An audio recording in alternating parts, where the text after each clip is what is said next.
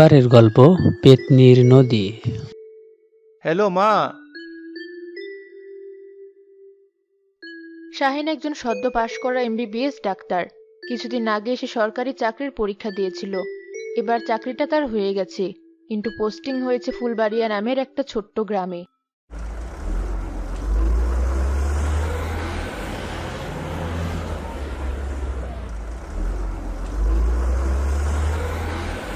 ওহ, আর যে কত রাস্তা যেতে হবে কে জানে। বাসে বসে থাকতে থাকতে আমার পিঠ যেন বেঁকে গেল। হঠাৎ বাসটি জঙ্গলের মাঝে থেমে যায়। বাসের ভিতর হইচই শুরু হয়।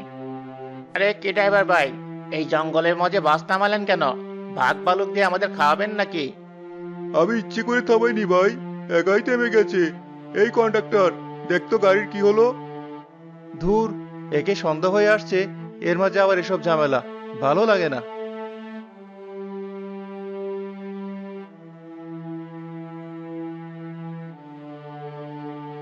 ভাই, চাকা দুটো নষ্ট হয়ে গেছে। আমাদের কাছে একটা আছে, আর একটা শহরের দিকের কোনো গাড়িতে করে গিয়ে নিয়ে এসে তারপর লাগাতে হবে। সে কি? তবে আমাদের কি হবে? গাড়ি ছাড়বে কখন তাহলে? মিথ্যে বলে লাভ নেই, কাল সকালের আগে পারবো না মনে হয়। তাহলে যে হবে না, আমাকে আজই পৌঁছাতে হবে। কোথায় যাবেন আপনি? ফুলবাড়িয়া। তাহলে এক কাজ করুন, সামনে 10 মিনিট হেঁটে গেলে একটা রাস্তা পাবেন। সেখান থেকে গরুর গাড়ি নিয়ে নদীর পাড়ে যান। তারপর একটা নৌকা নিয়ে নদী পার হলেই হয়ে যাবে। আপনাকে তাহলে আর কাল সকাল পর্যন্ত এখানে অপেক্ষা করতে হবে না। ঠিক আছে, তাহলে তাই করি। শাহিন বাস থেকে নেমে হাঁটা শুরু করে। কিছু দূর গিয়ে সে একটি রাস্তা ও একটি গরুর গাড়ি দেখতে পায়। যাবেন নাকি স্যার? হ্যাঁ, যাব। কোথায় যাবেন বলুন, নামিয়ে দিয়ে আসি। নদীর ঘাট পর্যন্ত নিয়ে যাও, তাহলেই হবে। নদীর ঘাট?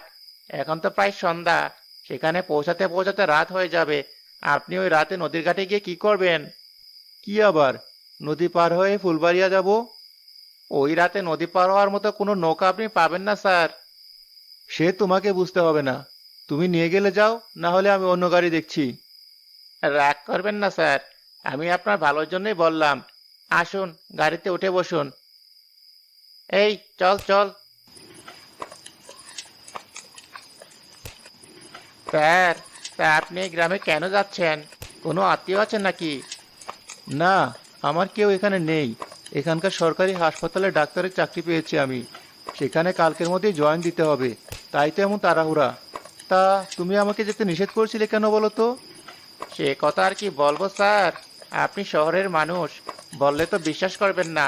কিন্তু এখনকার সবাই জানে ওই নদীর ভয়ঙ্কর কাহিনী, তাই তো একটা নৌকাও রাতে পাওয়া যায় না। তা কি সেই কাহিনী, বলো শুনি। এখনো তো অনেকটা রাস্তা, গল্প শুনতে শুনতে যেতে বেশ মজা লাগবে। হোক সে তোমাদের বানানো গল্প।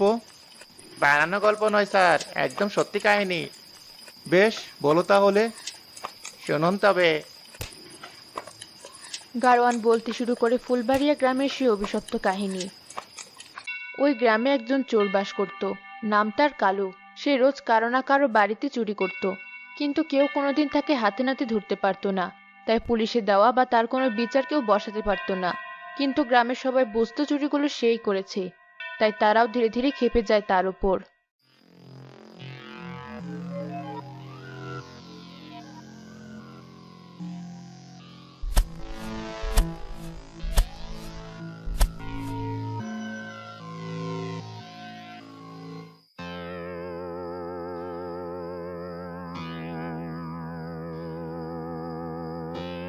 সবকিছু চুরি করা শেষ, এবার এগুলো নিয়ে পাশের গ্রামের সর্দারের কাছে বিক্রি করে আসি। চুরির জিনিস কখনো আমি নিজে করে নেব না, অত বোকা আমি নই।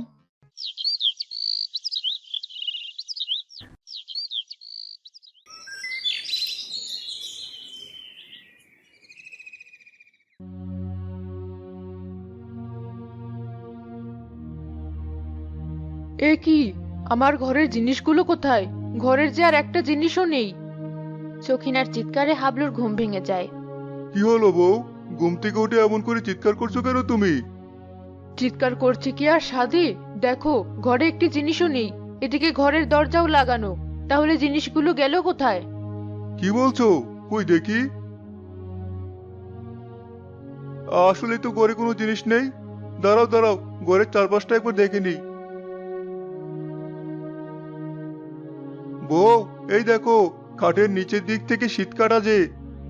হায় হায়, চোর তাহলে শীত কেটে আমার সব জিনিস নিয়ে গেছে, কিচ্ছু রেখে যায়নি।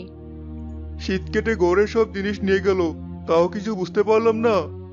বুঝবে কি, পড়ে পড়ে তো সারা রাত মরার মতো ঘুমিয়ে থাকো। এসব কি আর তোমার কোনো খেয়াল থাকে? নাক ডেকে ডেকে সারা রাত ষাঁড়ের মতো ঘুমিয়ে থাকো।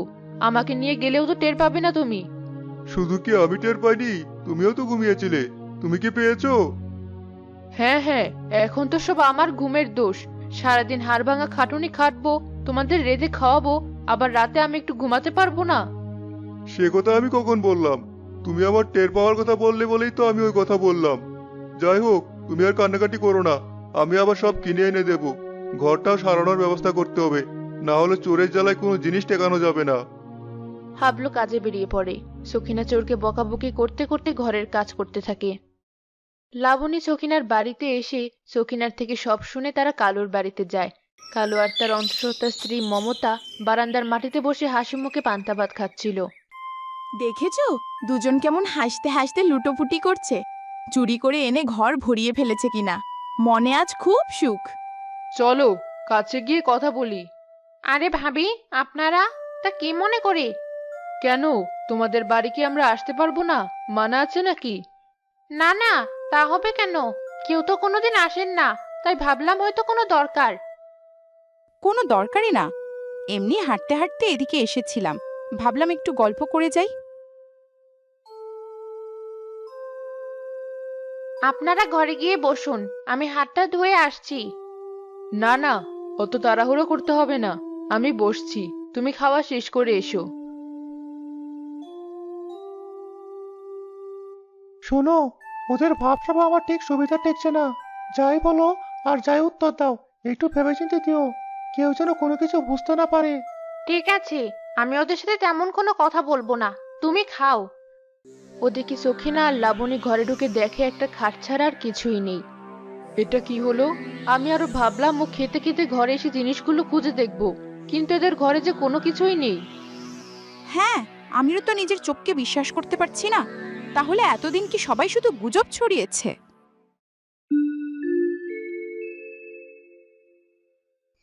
তোমার ঘরে যে কোনো কিছুই নেই। গরিবের সংসার ভাবি, কি বার থাকবে? হ্যাঁ, আমাদের জিনিস ঘরে থাকে না, তোমাদের জিনিস রান্নাঘরে পড়ে থাকে। চোরের জিনিস আর কে চুরি করবে? ভাবি, আপনি কিছু বললেন? না না, কিছু না। ভাবি ওঠো, এবার যাই। হ্যাঁ চলো। মমতাকে দেখে তো পোয়াতি মনে হচ্ছে, নিজের খেয়াল রেখো। কালু, বউয়ের খেয়াল রেখো। ঠিক আছে ভাবি। কি হলো? ওদের কথা আমার সুবিধার মনে হলো না। কাল তুমি কোন বাড়ি চুরি করেছো? ওই হাবলুর বাড়িতে চুরি করেছিলাম, তাই ওর বউ হয়তো জিনিস খুঁজতে এসেছিল, কিন্তু ওরা তো আর জানে না ও তো কাঁচা চোর আমি নই যে চুরির জিনিস এনে ঘরে রাখবো। সে তুমি যত পাকা চোর হও, তোমার এবার এসব বন্ধ করা উচিত। সামনে আমাদের সন্তান হবে, লোকে তাকে চোরের সন্তান বলবে। আমি কালো চোর, আমাকে ধরবে এমন সাধ্য কার আছে? ওসব কাজ ফাজ আমাকে দিয়ে হবে না। আমার কানে কাছে প্যান প্যান করো না, আমি আবার ঘুমাবো। মমতা দীর্ঘশ্বাস ফেলে রান্নাঘরে চলে যায়।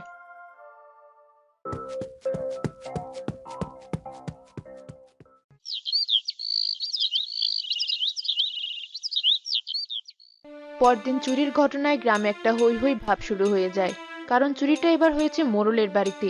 মমতা অনেক বারণ করার পরেও কোনো কথা না শুনে সে রাতে আবার চুরি করতে বের হয় সে।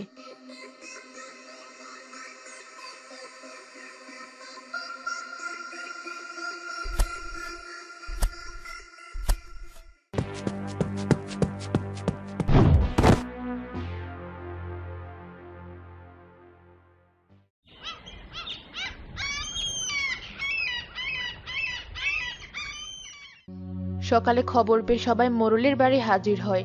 কালুকে সেখানে এক গাছের সাথে বেঁধে রাখা হয়েছে। মমতাও খবর পেয়ে দৌড়ে সেখানে যায়। এবার তোমরাই বলো, কি শাস্তি হওয়া উচিত ওর? ওকে আমাদের হাতে ছেড়ে দিন, আমাদের ক্ষতি করেছে, আমরাও শাস্তি দেব। তোমাদের মতো রাগ আমারও হচ্ছে। তবে ওকে পুলিশে দেওয়াই উচিত। দুদিন পর জেল থেকে ছাড়া পেয়ে আবার একই কাজ শুরু করবে। আমরা তা সইব না। এই চল, মার ওকে।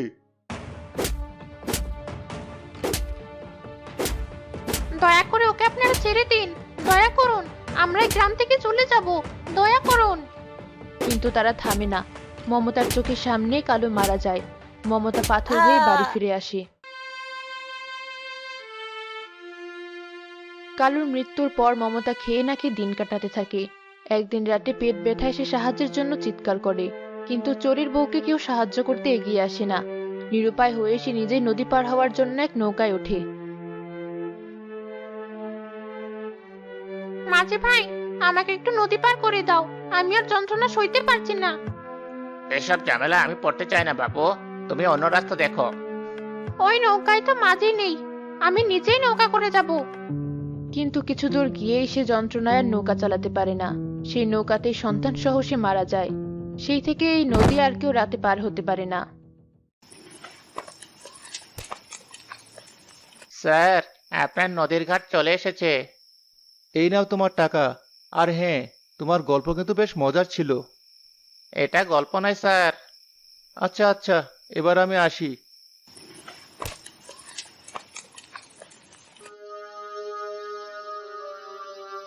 সত্যি তো, এটুকু রাত, তাতে কোনো নৌকামাঝি কিছুই নেই। এমন সময় এক নৌকা তীরে ভিড়তে দেখা যায়। মাঝি ভাই, বলছি আমাকে একটু নদীটা পার করে দেবে? কেন মশাই, আমার কি নিজের জানের প্রতি মায়া নেই? আমি পারবো না। আর আপনি কেন মরতে এসেছেন, জানেন না নাকি কিছু? জানি তো, তবে ওসব আমি বিশ্বাস করি না। সে না করলে নয়, আমি যেতে পারবো না। 1000 টাকা ভাড়া দেব। টাকার লোভ বড় আজব জিনিস। বেশ, চলুন তবে।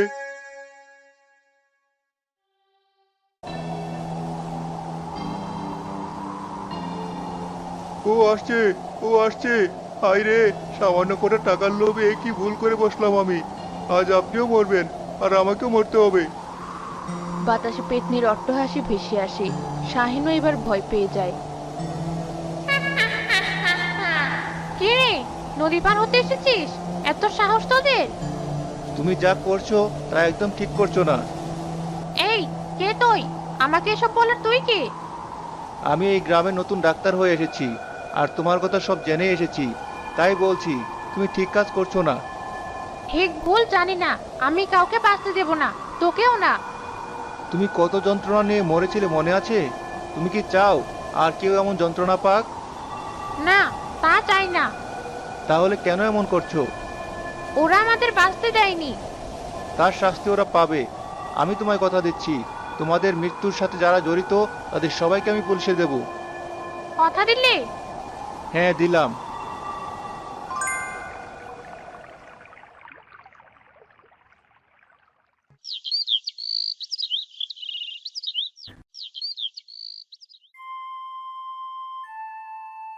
আমরা আপনার কাছে চিরকৃতজ্ঞ থাকবো ডাক্তার।